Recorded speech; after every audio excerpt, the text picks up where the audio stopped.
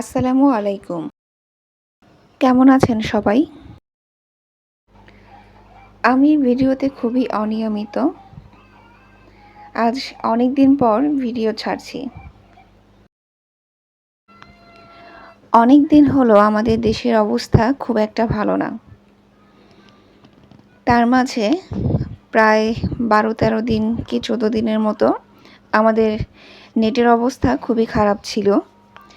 দীর্ঘদিন পর নেট পাওয়ার পরেও ১ সপ্তাহ নেট চালু রেখে আবারও নেট তুলে নেওয়া হয়। এরপর আবারও আমরা নেট ফিরে পাই।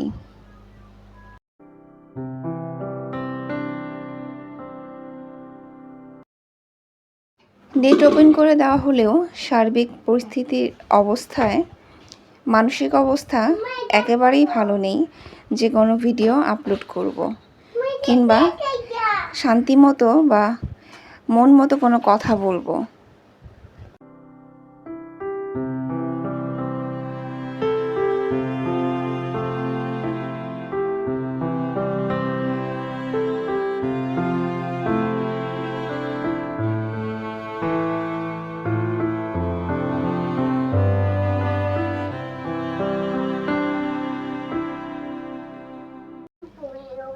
গ্রাম থেকে যে চালগুলো আনা হয়েছিল সেগুলোই এখন ঝাড়া হবে।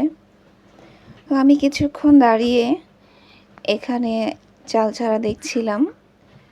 তো আমাদের হেল্পিং হ্যান্ড তিনি চাল ঝাড়ছিলেন আর আমাকে তার ছোটোবেলার স্মৃতিগুলো বলছিলেন আর দেখাচ্ছিলেন যে কিভাবে ছাড়লে খুদগুলো একটু বেশি বের হবে।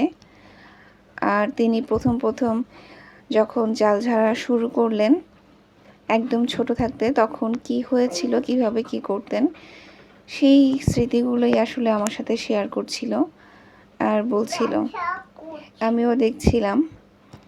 আমি চাল ছাড়তে পারি না, কখনো বড় হয়ে কখনো চেষ্টা করিনি। ছোট থাকতে চেষ্টা করতাম কিন্তু পারতাম না। বড় হয়ে চেষ্টা করিনি, ভবিষ্যতে হয়তো চেষ্টা করব। আমাদের দুপুরে খাওয়া দাওয়া হয়ে গিয়েছে অনেক আগেই। আম্মা রান্না করে রেখেছিলেন আর আমি শুধু টেবিলটা একটু গুছিয়ে রাখছি। রান্নার সময় আমি এখন সাথে পাশে কোথাও থাকতে পারি না, কারণ রান্নার গন্ধ কিংবা সবজি কাটার যে গন্ধ সেটা আমার কাছে খুবই খারাপ লাগে। শুধু অস্বস্তি না, আমি অসুস্থ হয়ে পড়ি। আর তাই জন্য আম্মার হাতের রান্নাগুলো আমি ভিডিও করতে পারছি না, স্মৃতি হিসেবে রেখেও দিতে পারছি না। শুধু মাঝে মধ্যে সময় করে উঠে খেয়ে নেই। আমার মেয়ে আমার সাথে খুব দুষ্টামি করছে। আপনাদের যদি কোনো সমস্যা হয় ক্ষমা দৃষ্টিতে দেখবেন।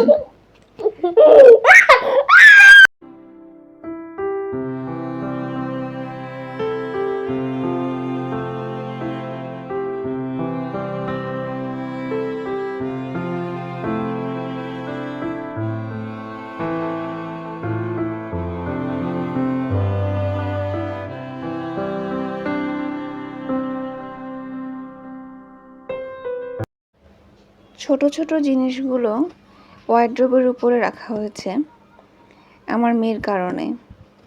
নিচে কোনো কিছুই রাখতে পারি না, ও সব কিছুই এলোমেলো করে দেয়, হাত থেকে ফেলে দেয়, যার কারণে সব কিছু উপরে রাখা হয়েছে। তবুও সে একটা চেয়ার টেনে সে চেয়ারের উপরে ওঠে, এই ওয়ার্ড্রোবের উপরে হাত দিয়ে এগুলো অগোছালো করে দেয়। ভালো না লাগলেও এসে সব পরিষ্কার করতে হয়, সব আবার গুছিয়ে রাখি।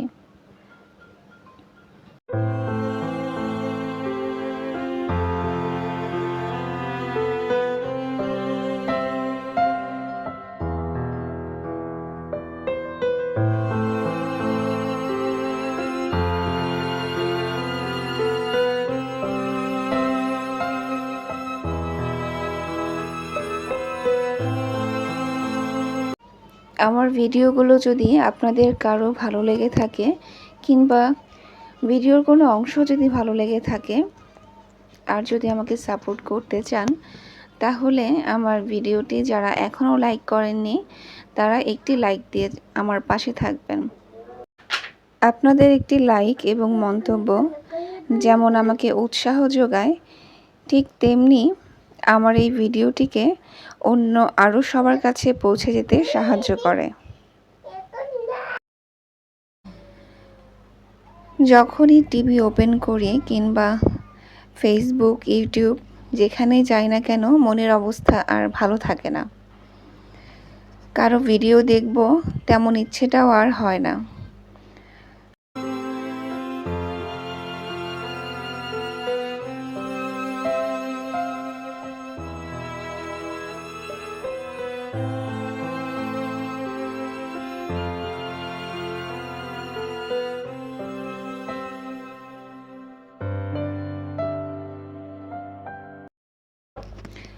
অনেক দিনের প্রতীক্ষা, আন্দোলন এবং অনেকগুলো তাজা প্রাণের বিনিময়ে আজকের এই দিনটি আমরা দেখতে পেরেছি।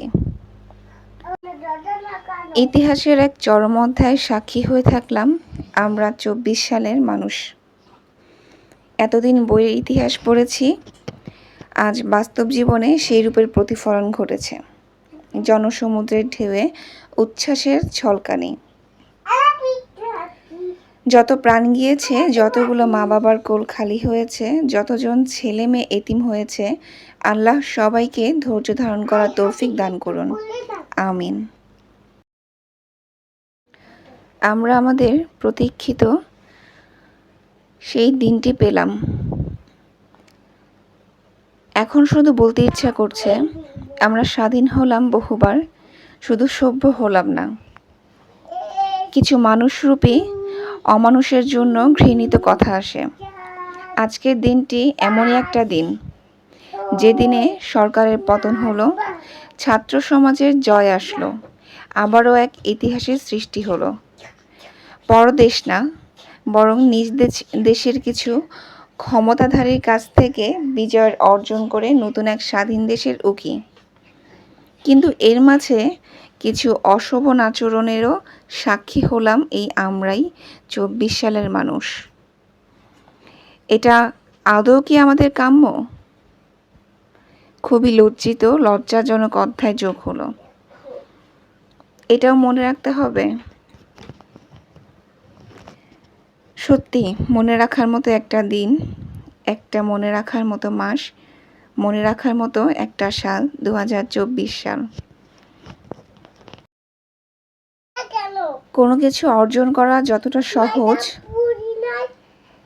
তা রক্ষা করা ঠিক ততটাই কঠিন। রাতের দিকে অবশ্য কিছুটা ভালো লাগলো, কারণ তখন ফেসবুকে দেখলাম বিশ্ববিদ্যালয়ের কিছু ভলেন্টিয়ার যারা কিনা লুটপাট হওয়া এসব অশোভন আর আচরণে যে জিনিসপত্র চলে যাচ্ছিল তা আবার ফিরিয়ে দিচ্ছে। যাই হোক, আমরা সবাই শান্তি চাই, ভালোভাবে বাঁচতে চাই, স্বাধীনভাবে নিঃশ্বাস নিতে চাই। আজ এই পর্যন্তই। সবাই ভালো থাকবেন, আমাদের জন্য দোয়া করবেন, দেশের জন্য দোয়া করবেন যেন ভালো কিছু হয়।